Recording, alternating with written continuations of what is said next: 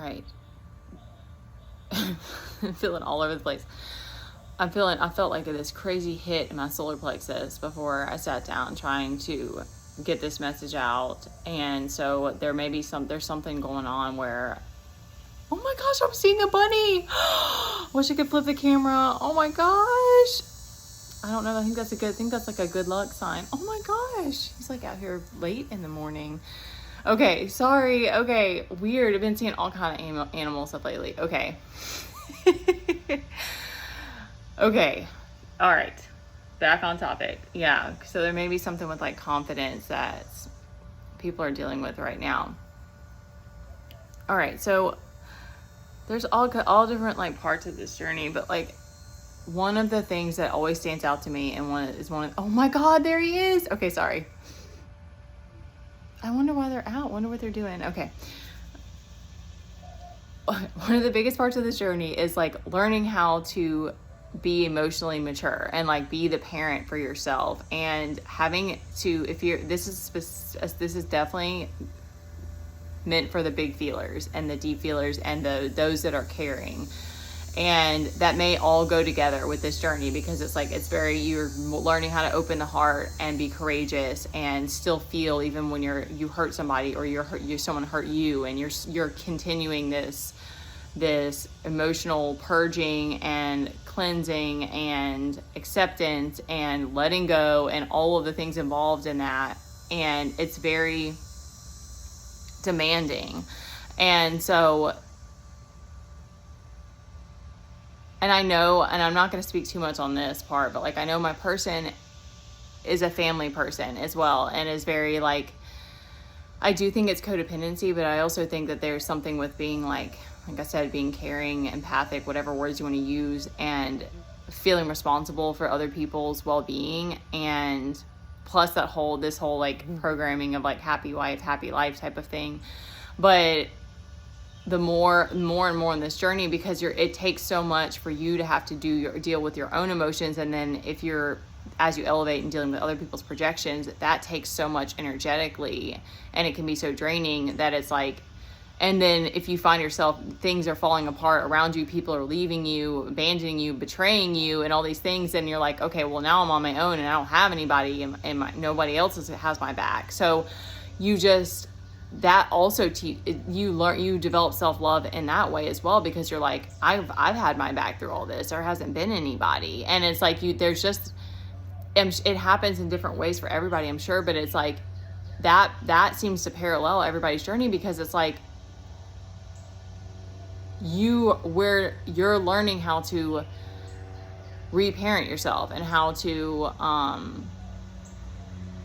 do these things on your own, and to develop this inner strength that we just don't have when we're always following the mind, and when we have other people around us who are enabling us or saving us and keeping you from feeling all these things and stuff. So it's like it all goes hand in hand, because then you're like, okay, disrespect is not allowed around me. Like, it's one of those, like, and especially if you have kids or whatever, because then you have to put up with it, because you can't, there's only so much you can control.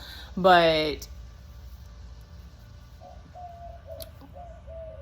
I have to continue to like remind myself of that, like specifically, and I'm really grateful that I'm like tuned into things, and that I notice things. Like my kid's been kind of lazy lately, and that's not like him. He's a manifesting generator. Like he has endless energy usually. And so it's like it's been worrying me, and I've been like, okay, is this something that I really need to worry about? Like we don't have a lot of resources. I don't have a lot of options to like provide all these things for him. I can only engage with him so much, because I have to try to balance the energy every day. Like you become this sort of like CEO of your life, and like balancing energy and stuff. And so then I made sure I did the things I needed to do, and I kind of brought my energy up, and then that also shifted it. And so it's like you see it every time you're high vibrational, you're able to serve from your heart, you're able to serve from a place of love. And I'm just getting this really good feeling even saying that. And so it's hard, because it continues to be hard, because we're so fucking programmed to self-sabotage and go back to old patterns. But we're not trauma dumping sites for each other. If you have a And I say that with as much love as possible, but as much like get out of my energy as possible, respectfully.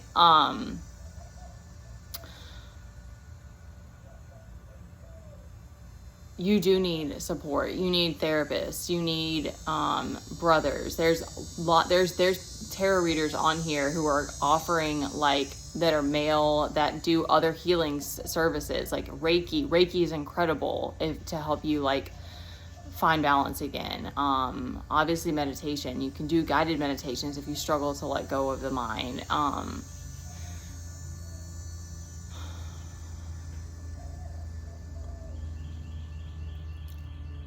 I can't put myself in the shoes for men and what it's like, because pain for a woman is so different, because we go through pain every month. Well, I don't, knock on wood, I don't experience pain every single month with my period, but like having a child, like the amount that's put on women, and then I just feel like women see pain in different, I don't know what it's like for other women. I've always felt like pain can be transformed and stuff, and I didn't attach stories to being in depression and stuff like that, but it's like it depends on your upbringing and stuff too. If people, and for again, man versus woman, like women normalize feeling, but I mean, I have felt a lot of guilt. I felt a lot of mom guilt for the amount of days I've spent in depression, but it's like I didn't shame myself over it, like there's something wrong with me because I'm in depression or something like that. Like, you know, we're all gonna have bad days, and like you're not gonna be on your game every single day. You're not going to be able to be the provider, the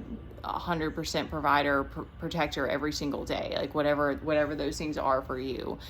And it's kind of like the overall picture. Like, I know that I'm wanting to do this to be the best parent that I can be, to continue breaking cycles, to not give up on this journey and stuff like that. And so the more that you can just focus back in on what you need to do for yourself, the more you'll start to realize like that's going to cause the greatest shift, and that your heart is just like so much more powerful. It's like it just is. It's one of those, like, you'll know when you're in that space and how much energy you have. Because I was like, I woke up and I was like, kind of wasn't groggy, but I was like, my mind, that's okay, thank you. My mind will start to like try to get me to attach to things. It'll start running, and it'll start to see what it's almost like a game in a way. Like, what are you going to attach to? What's it going to be? Like, you can look at it however you want to, but it's like, but then when I do my breath work and I get back in my body and I open my heart, I let it go, and I'm like, I'm giggling or whatever it is, or I'm in a better space, and then me and Teddy can play, and he's in a better mood. I mean, whatever, but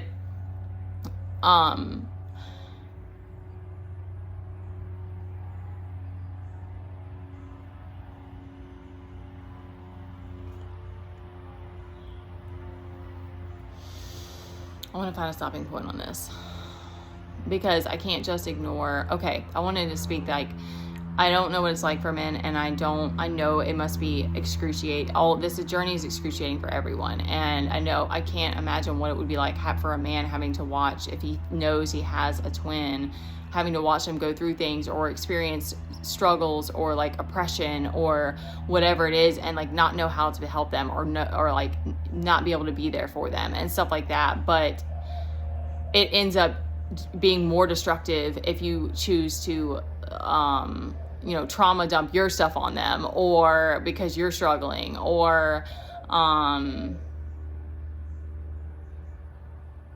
any way that you're dragging each other down instead of supporting each other. And again, it's insane. It literally is insane, the whole twin flame thing, because it's like you can't run from it. So like, you can't just ignore it. And so I think trying our best to have understanding and give each other grace, because it is so hard. It takes time to purge enough emotion and to be there for yourself enough to like create more like resilience in that way. And so really just, because too, another thing that like, because I didn't like being a parent and stuff, and the amount of sacrifices I was already making, I was like, I just didn't add to it that, I should be doing all these things. Like, it does hit me once in a while. But now I'm like, I'm doing so much on my own, and there's been all this stuff that nobody was around for, and nobody knows about. And then you just see the ways in which like the universe is protecting you in that way, and is giving you grace. Like it's always giving you grace. But it's hard for us because we feel the need to be productive. We feel the need to always show up and be our best or something like that. But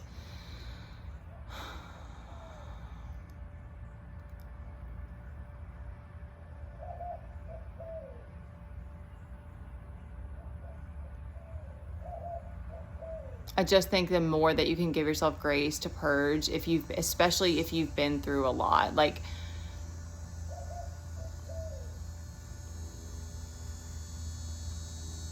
and also if there's nobody else there, it's like you have to hold yourself through that. And it's really beautiful. It's really special because that's what I mean. It's just becomes natural that you like link arms with your inner child and you're like, well, it's us. Like, this is who it is. And, if somebody else comes, then that'd be amazing. But it's almost like the universe just forces you to be in this, go through all of these trials and all of this stuff to where it's like, you're like, okay, well, I would love to have somebody, but if they're not there, it's okay. Because if we're attached to other people and we have to have them for happiness or for energy or for joy, or I just said happiness, to feel good, to feel like we're we're needed or whatever, that that's the codependency. That's a problem. So we're not able to serve from our heart when we're in those spaces. So we don't get all the answers as to why and why it has to be so crazy and hard and so many tests, but it's like,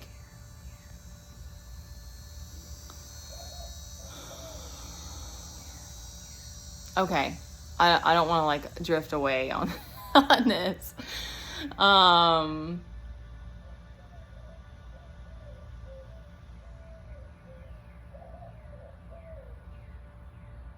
Know that being there for yourself is,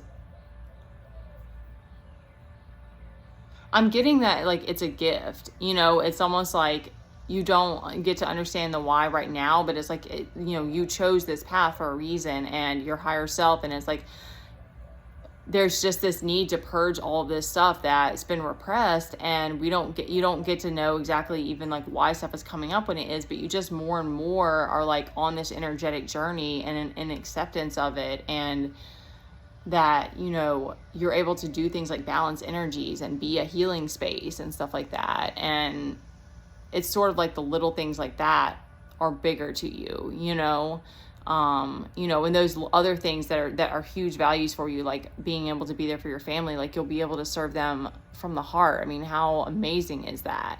So, help break cycles from your family, your past or whatever. And, it is, and last for real, because I know I've been jabbing now, but like, it has to be 100% you, because I just see that over and over and over and over, that it's like, and it was the same for me. It was like, I was all in, and it's like, and you're going to want to give up. Like, there's going to be a lot of times where I've even given myself grace at this point, because I'm like, I've had these explosive, like I've had these a few moments that were explosive, and I was like, that's the one thing, and I'm really trying to like, I really want to like balance. But then I'm like, well, like, I'm still just human, like trying to figure all this out on my own and stuff. So it's like, you're not like, you are invincible and you're not, you know what I mean? Like, you're able to just give that grace to yourself in such a bigger way. And that's really beautiful. So yeah, you're only responsible for you, and that will just trickle down, and you'll just start to see that. And then you can remind yourself of that in those moments when you start being pulled around worrying about everybody else. You can come back to that, knowing that you taking care of yourself and being in your heart space is like the most that anybody can do. All right, I love you guys so much. You're doing just fine, okay?